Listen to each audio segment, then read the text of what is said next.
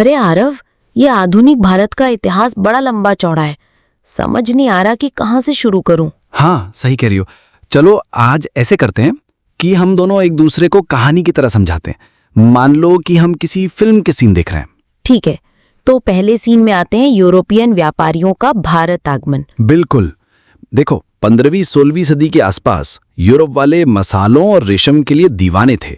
Vasco D gamma 1498 में कालीकट पहुंचा और पुर्तगालियों ने सबसे पहले भारत में व्यापार जमाया। फिर डच, अंग्रेज और फ्रेंच भी आ गए। धीरे धीरे अंग्रेज ईस्ट इंडिया कंपनी सबसे ताकतवर बन गई। यानी हमारी कहानी की शुरुआत वहीं से होती है, व्यापार से सत्ता तक का सफर। अब आते हैं प्लासी की लड़ाई 1757 पर। सिराजुद्दौला बनाम अंग्रेज और जीत अंग्रेजों की। यहीं से उनकी राजनैतिक सत्ता की नींव पड़ी। सही कहा।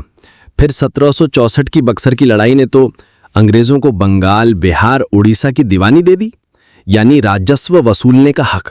इस तरह ईस्ट इंडिया कंपनी सिर्फ व्यापारी नहीं रही बल्कि शासक बन गई। हाँ, लेकिन अंग्रेजों के शासन से लोगों का जीना मुश्किल हो गया।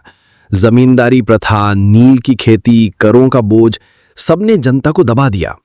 और इसी के खिलाफ उठी सबसे बड़ी आवाज 1857 का विद्रोह। वाह!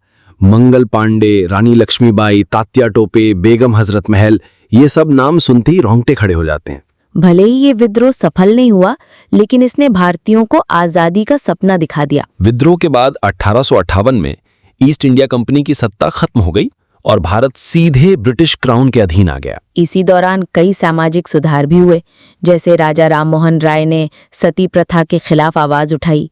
ईश्वर चंद्र विद्यासागर ने विधवा पुनर्विवाह का समर्थन किया। दयानंद सरस्वती ने आर्य समाज शुरू किया। यानी समाज भी जाग रहा था और राजनीति भी धीरे धीरे पनप रही थी। 1885 में बनी भारतीय राष्ट्रीय कांग्रेस। शुरुआत में ये बहुत नरम थी, अंग्रेजों से सिर्फ प्रार्थना पत्र, दरखास्त। हाँ, जैसे हम कहते हैं नरम दल, दादा भाई नौरोजी, गोपाल कृष्ण गोखले जैसे नेता। लेकिन जल्द ही गरम दल आया। बाल गंगाधर तिलक, लाला लाजपत राय, बिपिन चंद्रपाल यानी लाल बाल पाल। तिलक का नारा, स्वराज मेरा जन्म सिद्ध अधिकार है और मैं इसे लेकर रहूंगा, सुन के हर कोई जोश से भर जाता था। 1905 में बंगाल का विभाजन हुआ। अंग्रेजों ने फूट डालो राज करो की नीति अपनाई और इसके खिलाफ हुआ स्वदेशी आंदोलन, विदेशी कपड़ों की होली जलाना, अपने उद्योग को बढ़ावा देना।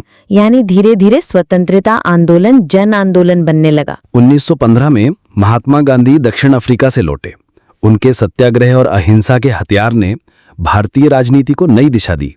चंपारण सत्याग्रह 1917, खेड़ा सत्याग्रह 1918, अहमदाबाद मिल हड़ताल, यहीं से गांधी जी का असली सफर शुरू हुआ। और फिर आया असहयोग आंदोलन 1920।